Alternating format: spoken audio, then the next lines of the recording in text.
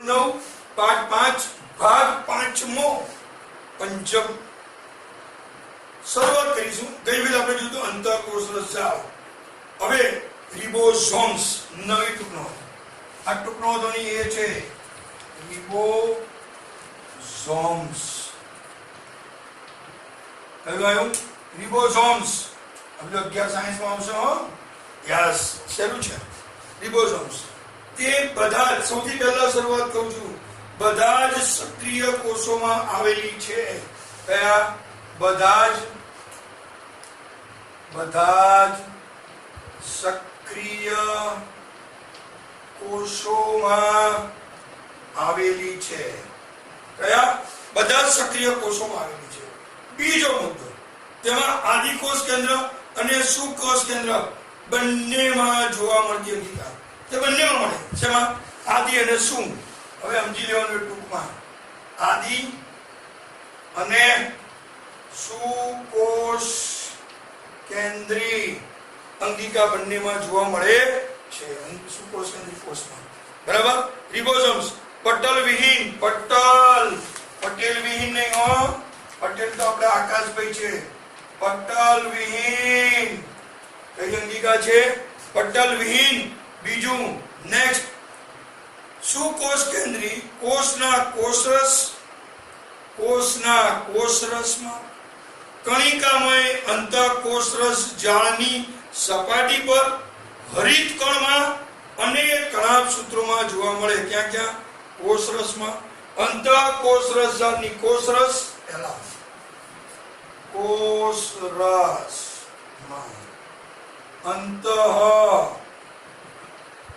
કોષરસ જાળની સપાટી પર. કઈ? અંતઃકોષરસ જાળની સપાટી પર. પછી હરિત કણ અને કણાભ સૂત્રોમાં જોવા મળે છે. એનું તે કોષમાં પ્રોટીન સંશ્લેષણ માટેનું સ્થાન છે. કોનું છે? સમજો. પ્રોટીન સંશ્લેષણ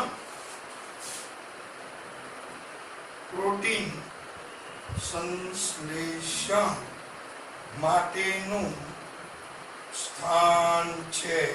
કયું સ્થાન છે? પ્રોટીનના સંશ્લેષણ માટેનું. હવે પટલનું જૈવિક સંશ્લેષણ. તો કેટલાક પ્રોટીન અને લીસી અંતઃકોષરસ જાળ દ્વારા નિર્માણ પામતા લિપિડ કોષરસ પટલના બંધારણમાં મદદરૂપ થાય છે. અને એને આપણે શું કહે છે? જૈવ સંશ્લેષણ. બરાબર. કયું કહે છે? ક્રિયાના પટલના જૈવ સંશ્લેષણ તરીકે ઓળખાય છે. હવે આના પછીની ટૂંકનો છે ગોલ્ગી પ્રસાધન.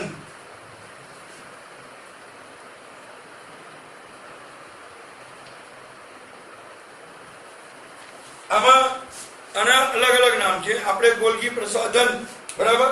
એનું સંશોધન, પહેલા સંશોધન એના નામ પરથી કેમિલો ગોલ્ગી. કયો? કેમિલો.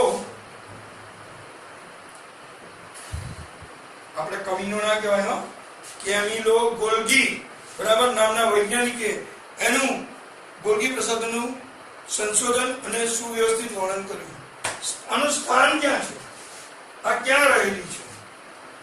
એનું સ્થાન પ્રાણી કોષ અને વનસ્પતિ કોષ.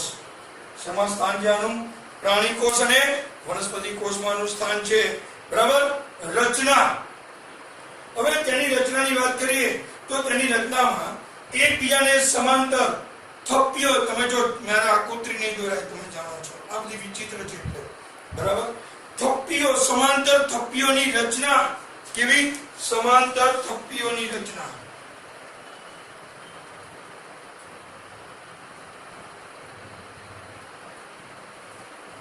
એટલે એકબીજા પર થપ્પીઓની રચનામાં ગોઠવાયેલી પુટિકાઓ આવેલી છે. આ પુટિકાને આપણે શું કહે છે? સિસ્ટરની. ફરી એકબીજાને સમાંતર થપ્પીઓની રચના ગોઠવાયેલી પુટિકાઓ આવેલી છે. આ પુટિકાને આપણે શું કહે છે? સિસ્ટરની.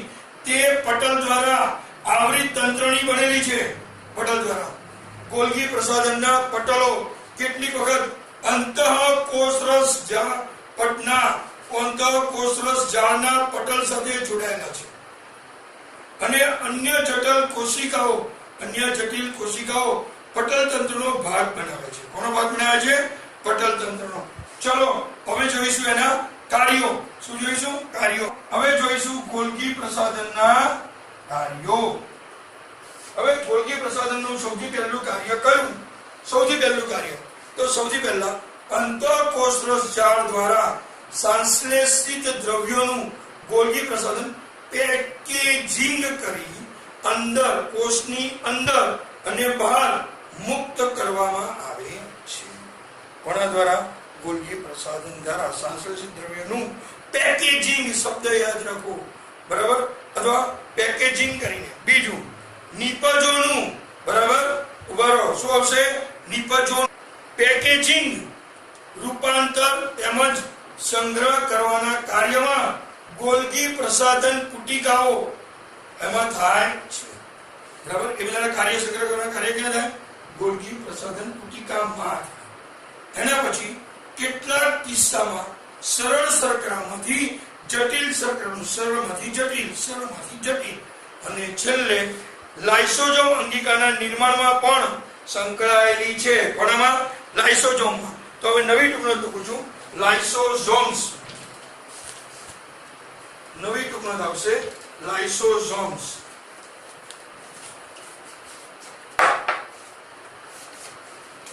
નવી ટૂંકનોટ લાઇસોસોમ્સ. ચાલો શું આવશે? લાઇસોસોમ્સ. તો શરૂઆત કંઈક અલગ રીતે કરીશું, બરાબર? પહેલા એની ઉત્પત્તિ શું છે? તો ગોલ્ગી પ્રસાધનમાંથી પુટિકાઓ સ્વરૂપે લાઇસોસોમ. શેમાંથી? ગોલ્ગી પ્રસાધનમાંથી પુટિકાઓ લાઇસોસોમ સ્વરૂપે ઉત્પન્ન થાય છે. આ પહેલું એ શું છે? એની ઉત્પત્તિ. શું છે એની ઉત્પત્તિ? એટલે ફરી ઉત્પત્તિ તો પુટિકા સ્વરૂપે ગોલ્ગી પ્રસાધનમાંથી. શેમાંથી? ગોલ્ગી પ્રસાધનમાંથી કોના સ્વરૂપે? પુટિકા સ્વરૂપે, પુટિકાઓ રૂપે. સંરચના. બીજું શું લેવું? ઉત્પત્તિ જોઈ. હવે સંરચના. આની સંરચના શું છે? તો પાચક ઉત્સેચકો. કયા ઉત્સેચકો? પાચક ઉત્સેચકો ધરાવતી આવૃત, બરાબર? આવૃત પટલીય કોથળી જેવી રચના. કઈ? પાચક એટલે પાચક પચી જાય. પાચક ઉત્સેચકો ધરાવતી. જો મારે બી ઓળખાણ આવ્યો.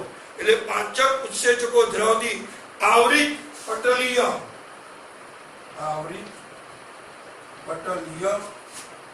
કોથળી જેવી. શું? કોથળી જેવી. પટલીય કોથળી જેવી રચના. ચલો આગળ. લાઇસોસોમ ઉત્સેચકોમાં સૌથી એમાં એટલે કે લાઇસોસોમ કોથળીના ઉત્સેચકો કણિકામય અંતઃકોષરસ દ્વારા નિર્માણ પામે. એનું નિર્માણ કોના દ્વારા? અંતઃકોષરસ. કણિકામય. કઈ મેં કીધી હતી? કણિકામય. શબ્દ યાદ રાખો. કણિકામય. કઈ? કણિકામય અંતઃકોષરસ જાળ. અંતઃકોષરસ દ્વારા નિર્માણ પામે. હવે બીજું છે એનું મહત્વ. હાથમાં આવી જાય કાળી. મહત્વ. એનું મહત્વ શું છે? તો દરેકનું એક પોતાનું આગવું મહત્વ છે. તો લાઇસોસોમ્સ એનું પણ એક મહત્વ છે. એ હું આગળ કહું છું. આત્મઘાતી કોથળી કહેવાય છે, પણ કહું છું. તો લાઇસોસોમ કોષાંતરીય પાચન માટે અગત્ય ધરાવે. તેમાં કાર્બનિક દ્રવ્યનું પાચન કરવાની ક્ષમતા ધરાવતા સક્રિય પાચક ઉત્સેચકો ધરાવે. કયા? સક્રિય પાચક ઉત્સેચકો ધરાવે છે. આ લાઇસોસોમ છે. તે કોઈ પણ વિદેશી દ્રવ્ય તેમજ તૂટેલી કે નાશ થવાના આરે હોય તેવી કોષીય અંગિકાનું પાચન કરીને વિઘટન કરી નાખે. શું શું કરે? પાચન કે વિઘટન કરે અને કોષને સ્વચ્છ રાખવામાં મદદરૂપ થાય છે. ફરી તૂટેલી અથવા ના ટૂંકમાં ગયેલી આઈટમ હોય ને એનું શું કરે? પાચન અને વિઘટન. કોષને શું કરે? સ્વચ્છ રાખે. લાઇસોસોમ કોષને ઉત્સર્ગ દ્રવ્ય ને ત્યજતા તંત્રના પ્રકાર તરીકે છે. હવે આ હાનિકારક છે. કેમ? લાઇસોસોમ પેલું સાફ કરે પણ પોતાનું વિશેષ, બરાબર સમજો કે ચયાપચય દરમિયાન વિશેષ સર્જાતા લાઇસોસોમ પોતાના જ કોષનું પાચન કરે.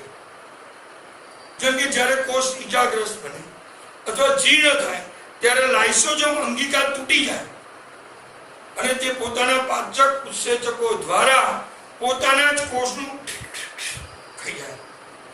એટલે એને કઈ કોથળી કહેવાય છે? આત્મઘાતી. કયો ઘાતી? આત્મઘાતી કોથળી કહેવાય. કઈ કોથળી? આત્મઘાતી. એના પછી છે કોષનું શક્તિઘર એટલે કે કણાભ સૂત્ર. નવી ટૂંકનોંધ લખાવું છું.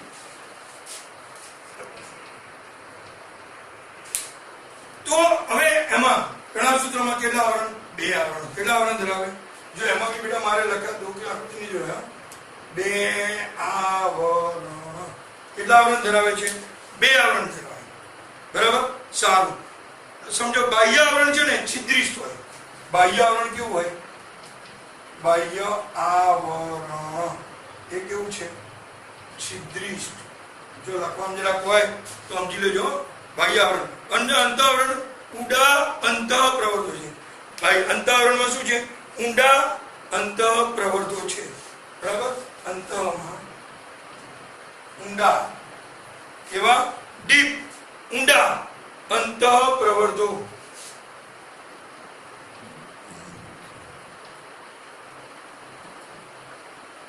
બરાબર, ઊંડા અંતઃપ્રવર્તો. હવે સમજો આનું કાર્ય શું?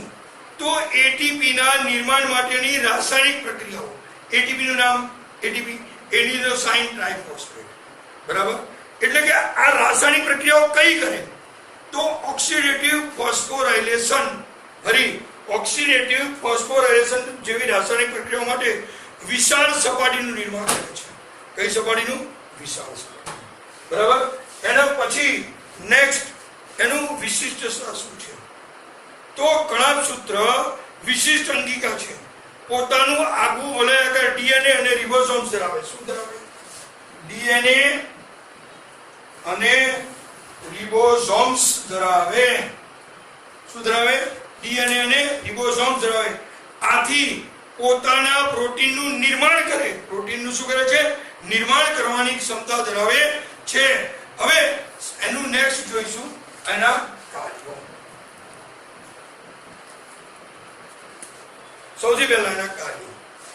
તો કોષની તેમજ વિવિધ રાસાયણિક પ્રવૃત્તિઓ માટે જરૂરી ઉર્જા આપણને એટીપી માંથી મળે. Adenosine triphosphate. આ એટીપી નું પૂરું નામ લખવું પડશે. એટીપી એડિનોસાઇન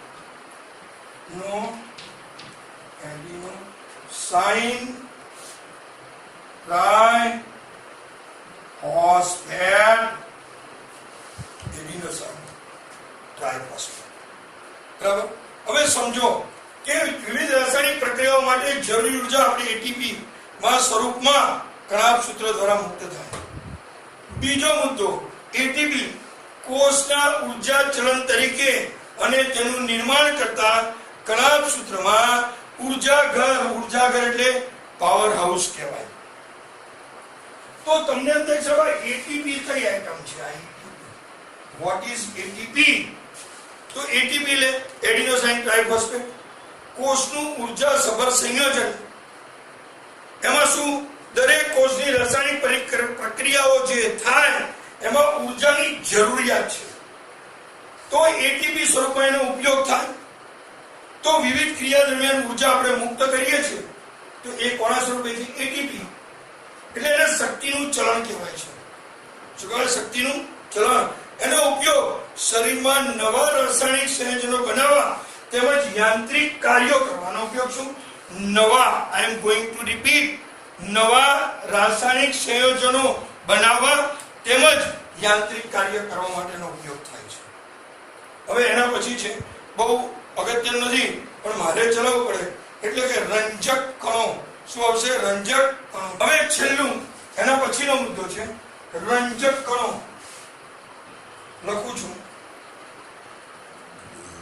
બરાબર? રંજક કણો શું છે? તેના બે પ્રકાર. આ શેમાં હોય? પહેલા અનુસ્થાન માત્ર વનસ્પતિ કોષમાં. શેમાં હોય? વનસ્પતિ કોષ. શેમાં હોય છે? આ વનસ્પતિ કોષમાં હોય છે. હવે રંજક કણોના બે પ્રકાર. એક રંગ કણો, આના બે પ્રકાર. સૌથી પહેલા રંગ કણો. આના બે પ્રકાર. પહેલો કયો છે? રંગ કણો. અને બીજો બુદ્ધિનો સવાલ, રંગવિહીન કણો. હવે આમાં શું હોય? ક્લોરોફિલ. આમાં શું હોય? ક્લોરોફિલ. બરાબર? રંજક દ્રવ્ય ધરાવતા રંજક કણોને આપણે શું કહે છે? હરિત કણો. એટલે હરિત કણો. પણ શું હોય? કયા દ્રવ્ય ધરાવતા? ક્લોરોફિલ. બરાબર? ક્લોરોફિલ રંજક દ્રવ્ય ધરાવતા હરિત કણોમાં હોય. બરાબર? રંજક કણો આપણે શું કહે છે? હરિત કણો. તેઓ આ પ્રાથમિક કક્ષાની અંગિકા છે. હવે ક્લોરોફિલ ઉપરાંત પીળા રંગના એમસીક્યુ માં પૂછાય એક ઝેન્થોફિલ. પીળો રંગ, અહીંયા લખું છું, પીળો રંગ, ઝેન્થોફિલ. પીળો રંગ કયો આવશે? યાદ રાખો, ઝેન્થોફિલ. પીળો રંગ, ઝેન્થોફિલ. પીળો રંગ, ઝેન્થોફિલ. અને નારંગી રંગના કેરોટીન.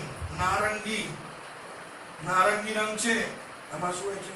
કેરોટીન.